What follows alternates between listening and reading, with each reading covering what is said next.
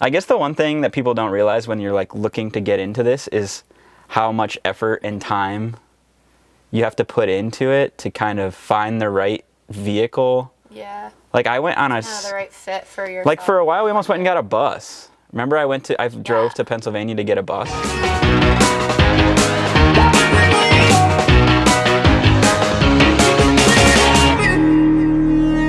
Welcome to the Muvvie Van Podcast. This is our first podcast ever. I'm pretty excited about it. My name's Josh. I'm Bree. Welcome in, guys. So we are currently sitting in our 84 Volkswagen Westfalia on quarantine in Connecticut, which kind of sucks. And today we're going to be talking about why we bought a van in the first place. Yeah. Which is pretty exciting. I think I want to get out of the way that we're not van lifers. Like we're not, we don't. Not really. Not necessarily yet, I mean. Like we don't live in our van, so we can't be van lifers. Yeah. Yeah, I mean, we still have a house, so we still live in our house, but. Right. Like we don't live in our van, so we're not van lifers, but we did purchase a van with the thought process of going on big trips, potentially for longer periods of time, like 6 months to a year. And I don't know, I think we started trying to buy a van or thinking about buying a van when we were living in Australia. At least that's when I started thinking about it. Yeah, I mean, I guess we started kind of watching tons of van life videos too when we were there. That's when we first started watching them and thought it was a really cool idea.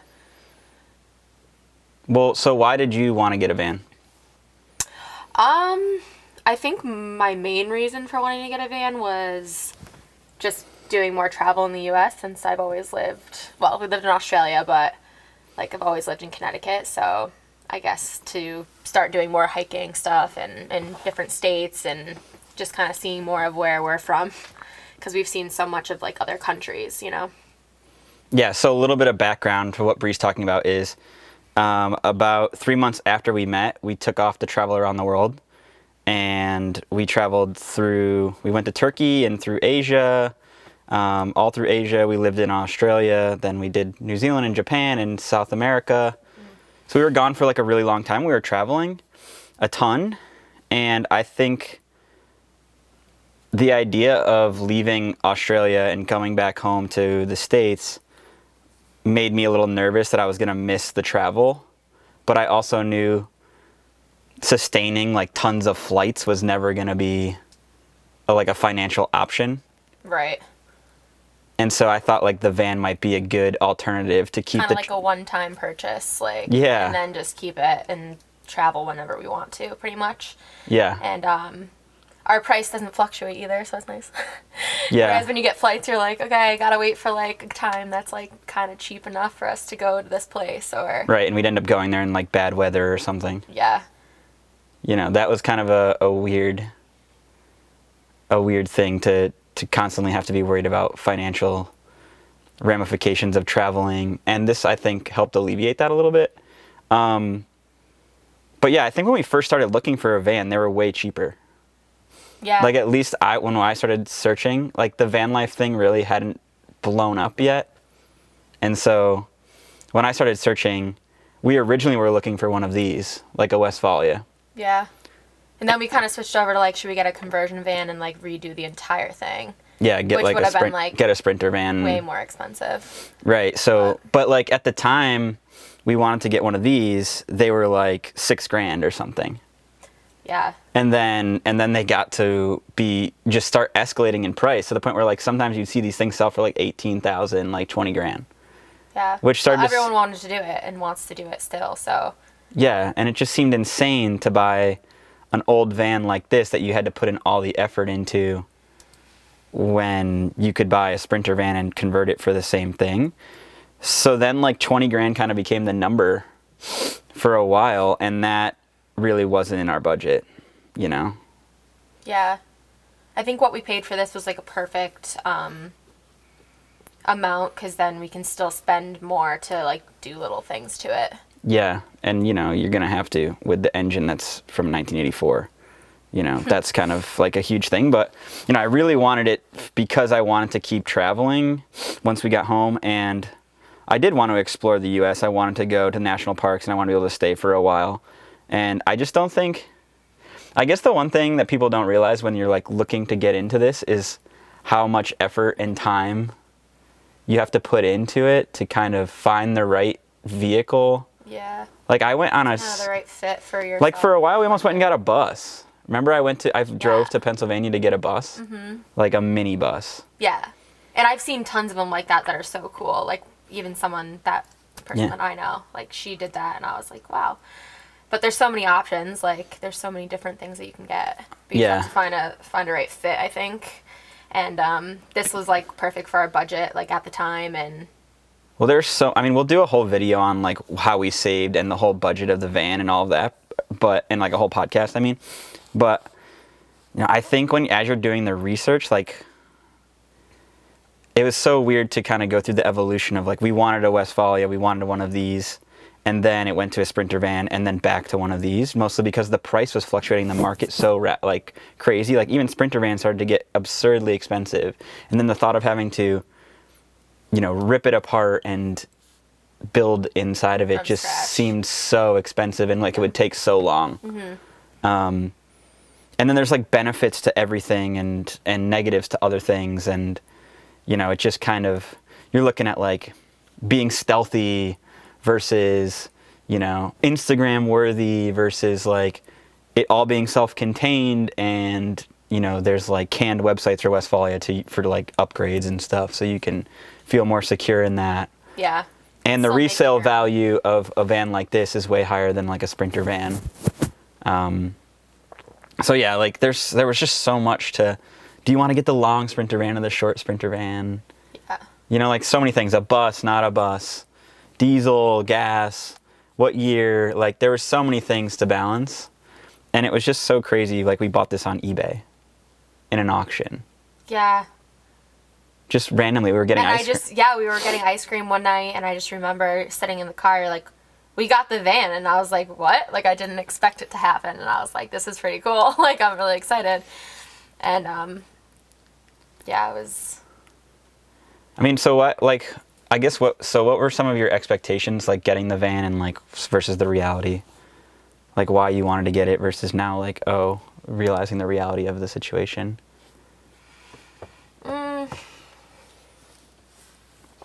I don't know. I kind of expected this. Like, I think that this was a good choice for us. Like, but I don't know. I think that everyone's got their own, like, thing. So, I don't know. I don't know how to answer that. I feel like. Yeah. I mean, for me, it was just that you still have to change your lifestyle. Like, just because you buy a van doesn't mean all of a sudden you're like, you're going to go hiking and go travel more. Like, we've had this van and done as very few trips. I mean, I think that, like, once it gets nicer here and it's not, like, springtime rain anymore, like, even just taking it on the weekends somewhere close is, like, what we wanted to do, too. So it kind of works out. Like, this is perfect for us to be taking long distances with and also just, like, close to where we're living, like, a couple hours away or a few hours away. Yeah. And just do, like, a 3-day thing, like a weekend thing. I think it's easier than having a big bus. Yeah. And doing it that way. I mean, I think the frustrating part for me is like when you buy something like this, there's so many mechanical things that go wrong all the time. And I'm not like, I'm not a mechanic. Right. But you kind of expect that when you buy an older vehicle. Of course. You kind of have to prepare for anything. So I think that I don't know. You're pretty good with stuff like that though. Like, I feel like you can depict like the problem out and be like, all right, this is what's wrong with this just by what I'm listening to or like what it's doing, like what it feels like. Yeah, but I still can't fix it on my own, and that part really bothers me. Like, yeah, I've gotten to know I'll definitely do a video of my experience driving from Los Angeles back home. Yeah. But I don't know. There's just so much anxiety with owning an older van.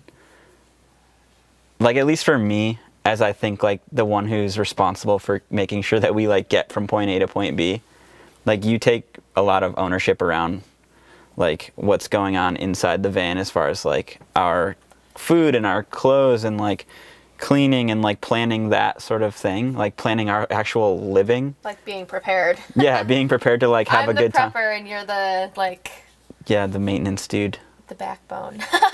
No, but like I think that they both work really well. Like I definitely am not like a prepping snacks and making sure that, you know, we have the itineraries and the things all set up, and like, you know, that's definitely, you make my life so easy in that. But I do get nervous when we're like driving down the road and like something starts happening and I'm like, great, there's nothing I can really do to help fix this. That part's scary about an older van. Yeah. You know, and I think that would have been alleviated with a Sprinter van, but this is like such a good start, I feel like, for us to decide whether or not and I feel like we like being in I feel like if we like being in the van more and more, then maybe that's an option to like kind of buy something different too. Yeah, no. Like sell this and buy like something that we can convert into our own if we have the money like at the time and whatever, and like we can, you know, get things done in it.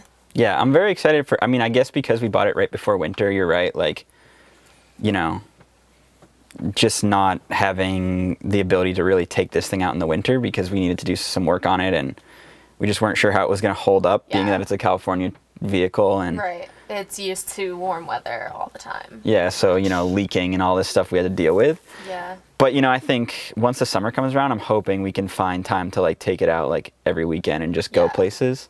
I think it's a good, like we have the, like, necessities, like, what we need, you know? Like, we have a burner and, like, a sink and a fridge that we can, like, cook and have food and all that. And we have, like, space to sleep. We have 2 beds and, like, we have... You know, we have tables in here, and it's basically like a luxurious, like, tent, you know, that drives, which is nice. And I think it's a good start for sure. us, you know. Yeah. I mean, I definitely think that it's just interesting to play out the expectations. Like, when you're looking at all these van life Instagrams and stuff, you know, follow us on Instagram, at Muvvie_van, right? Yeah. Muvvie. So... yeah, but when you're looking at all those Instagram accounts, you just feel like, oh, you're just going to get this van and your life's going to be like magically... luxurious. Like a different, like, I don't know. Yeah, you're going to have all this free time to like go travel and be whatever. And I work from home, so it's easy for me to like balance my schedule. Like we took 3 weeks off in Florida and I was still able to work, which was cool. But, you know, like I definitely commend people who are like full-time in the van because it just seems so intense. Yeah. I mean, to work in such a small space too is gotta be like annoying sometimes. You really have to get your processes down, which is, I think, like the part that, like you don't really expect. You just think you're going to buy a van and it's just going to be like good. Like, I don't know if I expected it to just be good, but I didn't expect it to be like a year of us thinking about buying a van, like a year to 6 months of us saving up for a van, purchasing a van, and then like 6 months later we've still only gone on like 1 trip. You know, that's like 2.5 years of our lives trying to plan it all out, and you just think like, boom. I think it was just the timing of like when we bought it. Yeah. You know, like you can't really take this anywhere in like New England like during this time. It's just too like cold. Like it's like winter weather, so it's not the best for that. So I think that we kind of just were like, well, this is a good time to like check everything out, make sure everything's like good and it can drive well and gets us to point A to point B to like without any issues, which obviously, you know, sometimes there might be issues, but for the most part, like it just kind of gave us like time to like make sure everything's good and ready for us.